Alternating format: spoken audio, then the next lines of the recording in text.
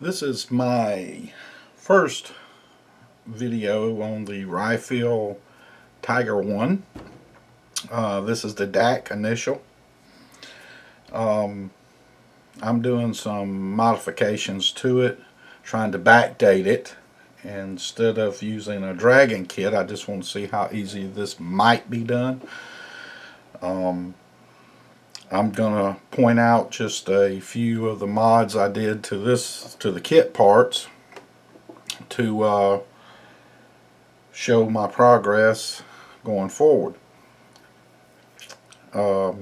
After watching the reviews from Cohen C and Adam Mann, there were some things that they put in their videos that really aided me in doing this backdating. The first thing was the smoke launchers on the sides are too thick, which we all know. The gun barrel's 3 millimeters too long. The backdating that I'm going to be doing will eliminate the cables, the shovel, moving the headlights from the front glacis to the top. Won't be too bad. The back plate will be modified completely. The version I'm doing does not have the shrouds, nor does it have any of the DAK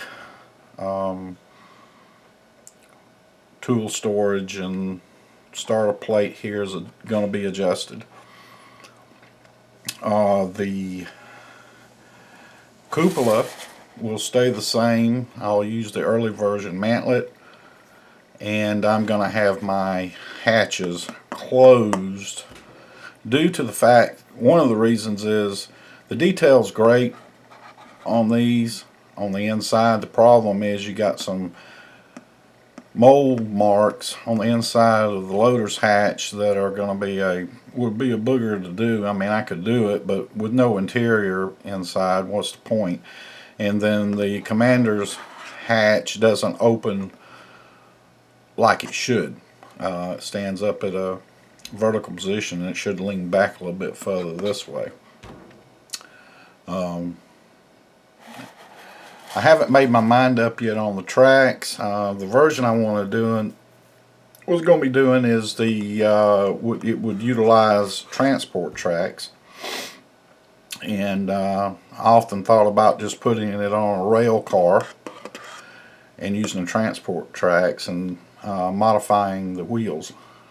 So I hadn't really decided if I'm going to go that way. I'm going to use the kit tracks. I have started assembling the kit tracks just to get a feel to see how they're almost identical to Model K's tracks, and I don't mind the tedious work. Just pop in a movie and roll on. I've got one run halfway finished, and they're very well detailed, and if you assemble them correctly, and I know gluing the guide horns is a pain in the butt, but if you assemble them correctly, they will be fully workable and go over the wheels really well. The gun barrel I replaced, as I'll show you. I used an early RB Productions Tiger 1 barrel that I had in my stash. According to the drawings I have, there was a little bit of a mod I had to use to use the RB barrel, because the kit barrel had a key that went, there's not a picture of it here, but went into the mantlet, the gun barrel piece that went into the front of the mantlet. You have to do away with it, shave it completely down, then the aluminum barrel will slide all the way in where you need it. Now, it is a little bit tedious in getting it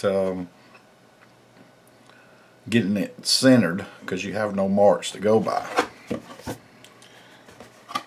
The book that I used for this build. Sorry for the glare. It's I got to figure out a new way to mount the camera. I like the overhead shot better because I think you can see more, but with my shop light hanging over directly over the desk, I got to do something different. This book is my Bible. I've had it, I believe I bought this right after they were first released. Now I see them on eBay going from $100 to $200. But if you don't get any book on the Tiger, if you're interested in the Tigers, in my humble opinion, this is the one to get. I find myself going to this book more than any of the other 20 or 30 books that I have on the Tiger one, more than anything, because it's a quick reference. The Tiger that I'm going to be doing is this one here. Now, as you can see, this one has the transport tracks. You have no tow cables whatsoever. Headlights are mounted on the top of the hull. Does have the MG. Does have the sights over the vision port. Does have the smoke fill launchers. Now I'm going to use the Elephant smoke launchers on this kit instead of the kit. One's a Robin or Dragon one. Comes with aluminum launchers themselves, and of course you got the photo edge mounting bracket. But as you can tell by these pictures, there's no tow cables on this Tiger. Now on the rear fenders, I did use the Rifle kit fenders, and what I did was I just cut off the rounded part here, and of course the only thing on the rear deck on this one, I mean it's just as bare as it can be, it being one of the first Tigers. And if you notice here, there's no 5-0 filters or any of the brackets associated with it. Right now I'm going to use a combination of kit tools, what comes in the kit. I got some Royal model pieces, but they're warped pretty bad. The Rifle Tiger doesn't include this, let's see if I can zoom it a little closer. The Rifle Tiger doesn't include what they called an external antenna mount here, which I had to add, which was nothing but a piece of plastic and just shaping it. Got the hammer on the rear deck. But the mod's not that big of a deal. If you want to do this particular version of Tiger, on the rear deck, you can see here, right here, it's speculated that this is a field mod that they were attempting to mount the jack here. Of course you got the crank, and you got the tools here, the shovel and sledgehammer. That's the extent really outside of what's on the top hull of the where the tools are located, because it was very unusual on the production run Tigers that you would see the shovel on the back deck here. But Rifle pretty much gives you everything you really need. You know, obviously you won't have the rear storage bin on the back. You do have the pistol ports, of course. And one drawback to the Rifle Tiger was the plating, the texture is pretty smooth. So, but this is the version I'm going to do, or I'm going to attempt to do. Now, by not any means am I a Tiger expert. I'm learning as I go, and I think that this is a unique Tiger. I do like the early versions better than the later versions, 1944 and so on. But this is the book to get. This is my favorite book. Now, the turret here was, let's see if I can get a little bit, wrong way, get a little bit closer here.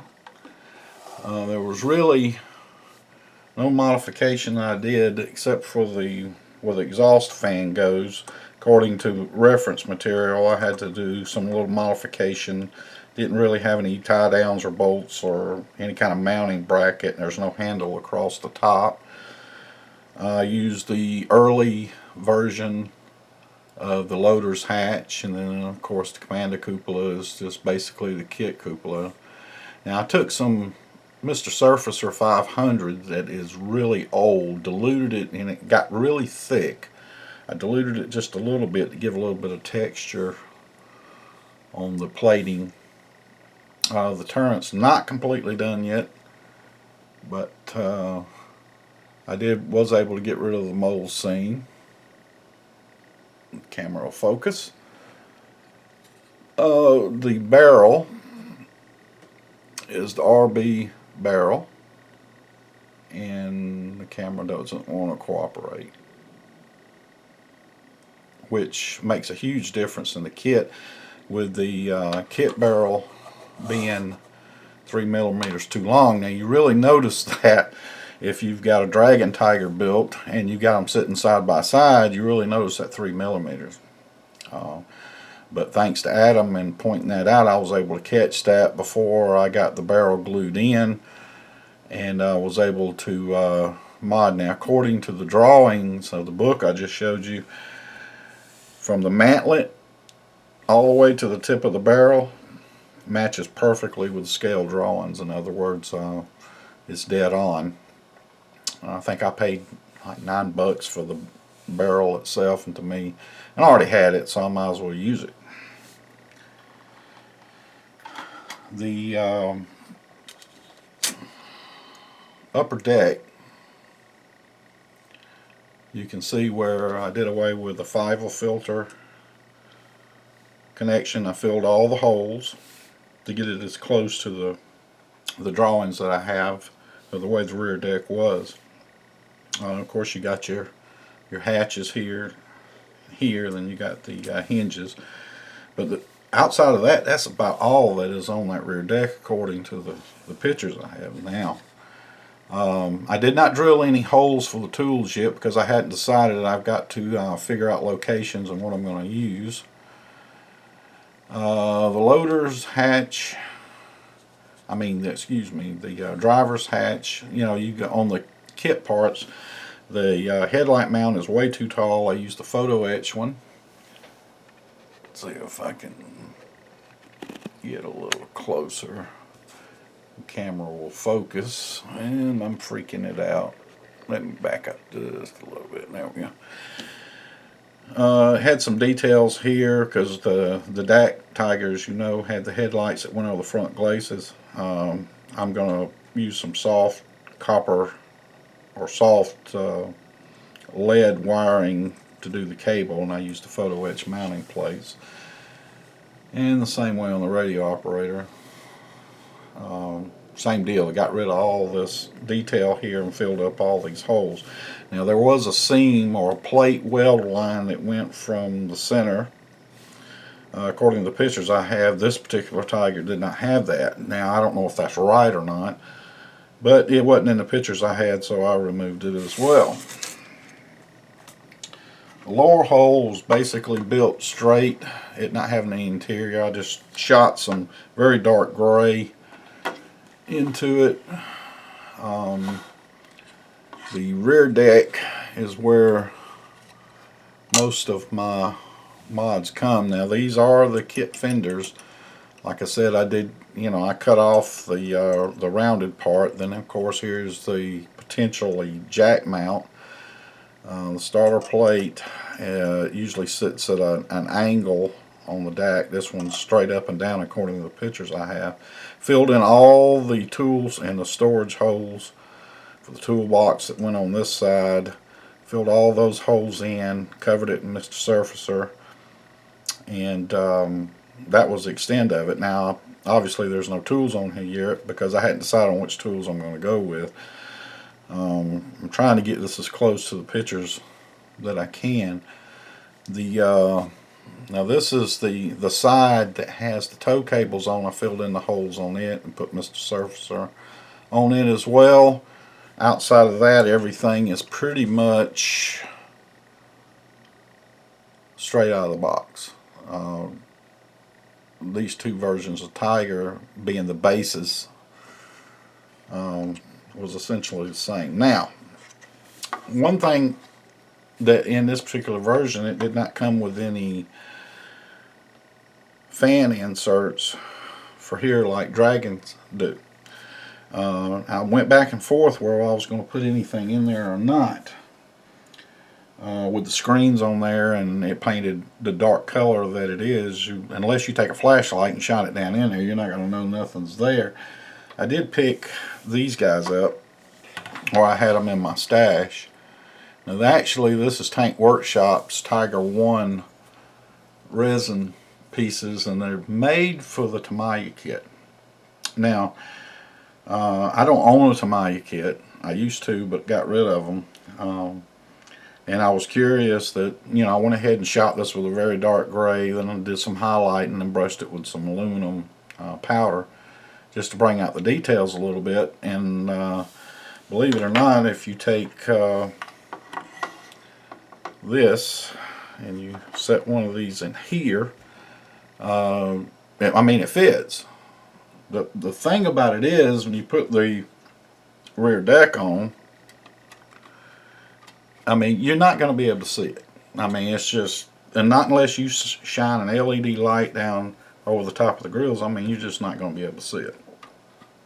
So I'm still debating on whether I'm going to use this piece or not. They're nice. It does fill a void. I think I paid $8 for the set, which, obviously you get two. Both of them are identical. But like I said, I don't know if I'm going to use them or not. I'm still toying with the idea. I feel like I need to plug the hole just in case, but the only person that's really going to know they're there is me. And even the contest I've entered some armor kits in, the judges were very... I didn't see anybody with a flashlight peeking in their rear decks on tanks to see if they had any kind of detail there. Now, if you were going to open the hatches, the engine covers, they are articulated. You can raise this up. Now, if you were going to show this detail off and you had this open, definitely you got to have something there. But I still can't decide. Hopefully, by the time I do my next video update on this particular kit, we'll have it. Now, one thing I did really booger up and I'm trying to fix is when I glued the rear plate to the hull itself. Either I got off a little, either the part was warped a little bit or whatever, but with the deck sitting on the rear, you have to push down to get it to even up. Now I'm just going to have to glue that, clamp it down and let it sit and dry, then glue the rest of the top of the hull. Just be careful when you glue that the back rear deck or the rear plate on, that you make sure that it's even on both sides. Well, that's my first video update on this particular build. I think it's a great kit. It's leagues ahead of Tamiya's. And with Dragon re-releasing their DAK. And from what I understand, there's going to be some significant changes on it. I can't wait for that kit to come out and then do some comparison. But for the money, the Rifle Tiger is definitely worth it. You spend $32 just on the tracks themselves, and they come standard with the kit. So it does have its faults, but I think it's a good basis and it's a good kit. We'll see you next time.